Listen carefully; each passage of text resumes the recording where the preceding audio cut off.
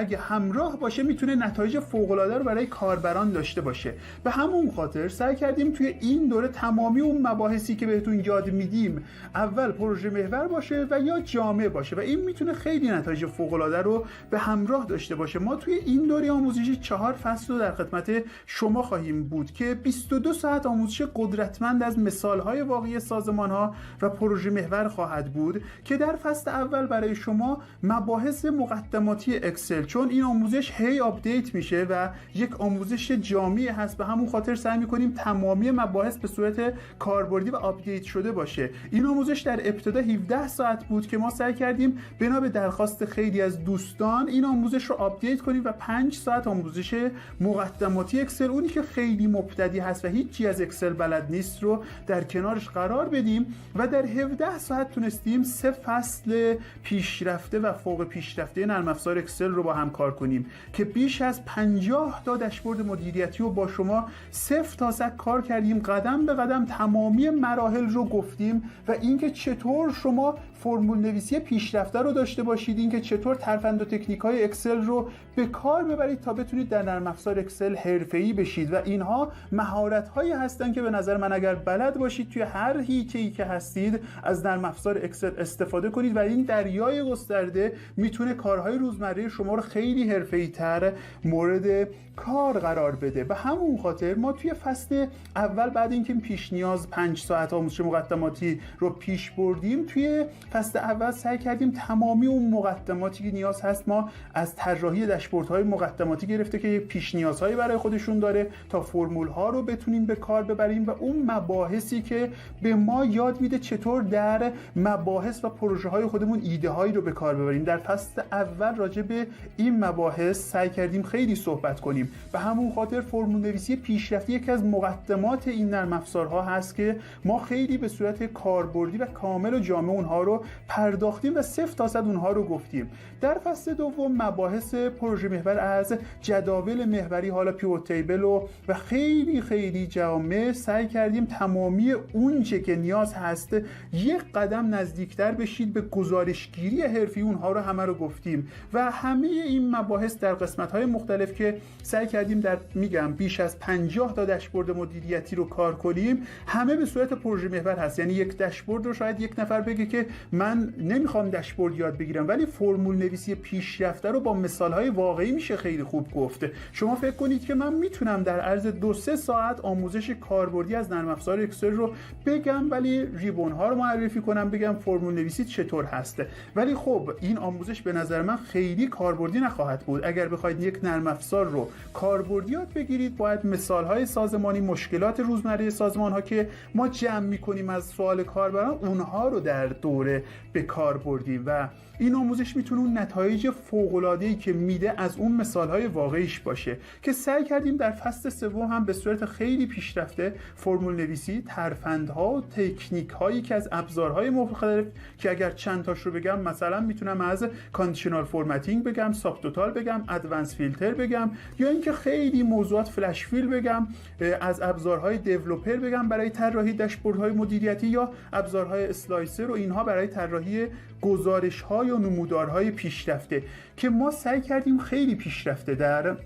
موضوع و فصل سوم به این مباحث بپردازیم، چون به نظر من مباحث داشبوردهای مدیریتی هر کس هم اگر بگه این آموزش چون داشبورد داره شاید به کار من نیاد، این اشتباه هست. شما فرمول نویسی پیشرفته رو میتونید در طراحی داشبوردها خیلی خوب ببینید، چون اون ترفند و تکنیک‌ها به نظر من در این تجربیاتی که به دست آوردم از این نرم افزار قدرتمند بیشتر توی اون موضوعها خیلی اینطور بگیم که خودش رو باز کرده و موضوع رو مورد دید قرار داده. به همون خاطر از شما دعوت میکنم، یعنی این تضمینی که من خودم در این دوره واقعا میدم این خیلی عالی هست، چون به نظرم اگر شما بتونید این مباحث رو خیلی کاربردی یاد بگیرید، میتونید توی کارهای روزمره‌تون خیلی سریع باشید، ترفند و تکنیک‌هاش رو یاد بگیرید. تنها دلیلش هم گفتم 2 تا موضوع هست. یکی این که آموزش رو 0 تا 100 کار کردیم، یعنی هر قسمتی که اومدیم یک پروژه رو 0 تا 100 بازش کردیم، دیگه وسط کار یک جدول رو نیاوردیم. 0 صفر تا 100 از ابتدا تا انتها گفتیم که این جدول از کجا اومده، چطور شده و مباحثش چی هست، ترفند و تکنیکاش چی هست و هیچ فوت و فن کوزه‌گری نیست که ما نگیم بمونه برای یک دوره دیگه. تمامی اونها رو در این 22 ساعت به شما گفتیم و این خیلی کاربردی بودن رو کمک میکنه. و موضوع دوم پروژه محور بودنش هست که گفتم ما سوالاتی که از کاربران میپرسن و ما اونها رو جمع میکنیم و سوالات مختلف نرم افزار اکسل که گفتم برای خودش دریایی هست،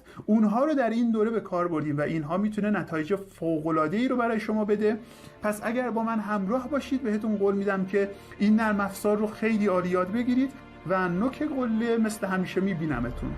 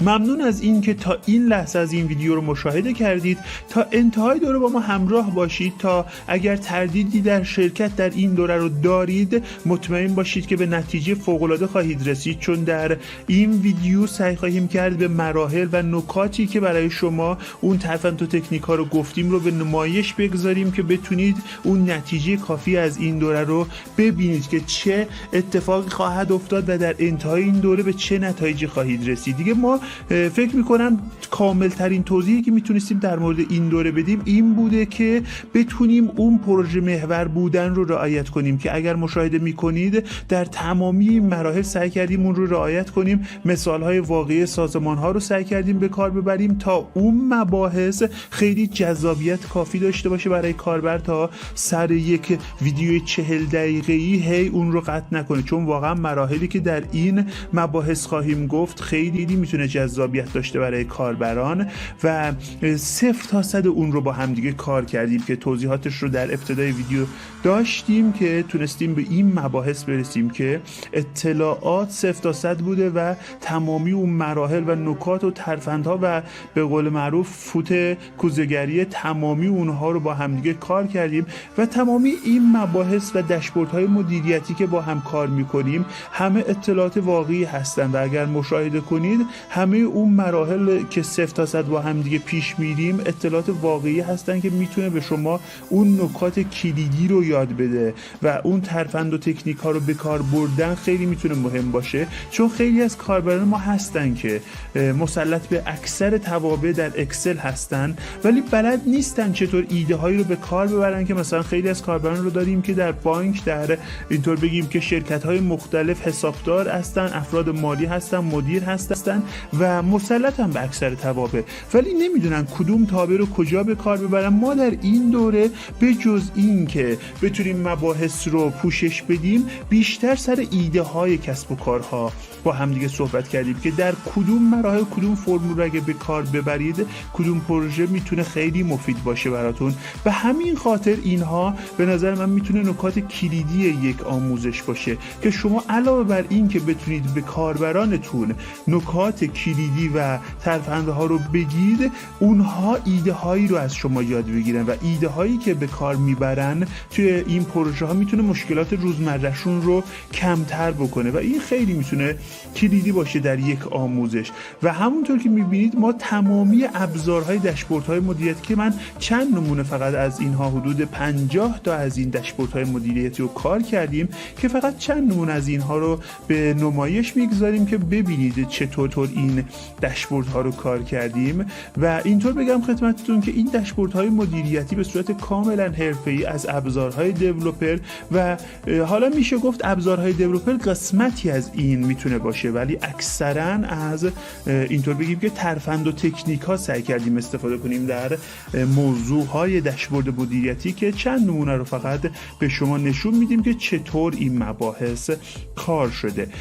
و اینکه موضوع خیلی مهمتر از این باشه که بتونیم پروژه محور بودن اون رو رعایت کنیم، میتونه یک آموزش فوق‌العاده برای ما داشته باشه و این خیلی عالی هست. دوستان عزیزم، ممنون از این که تا این قسمت ما رو همراهی کردید. من وحید بهرادمرد هستم، مدرس این دوره. به شما در این دوره این تضمین رو میدم که بتونید اون نتایج فوق‌العاده رو از این دوره بگیرید و بتونید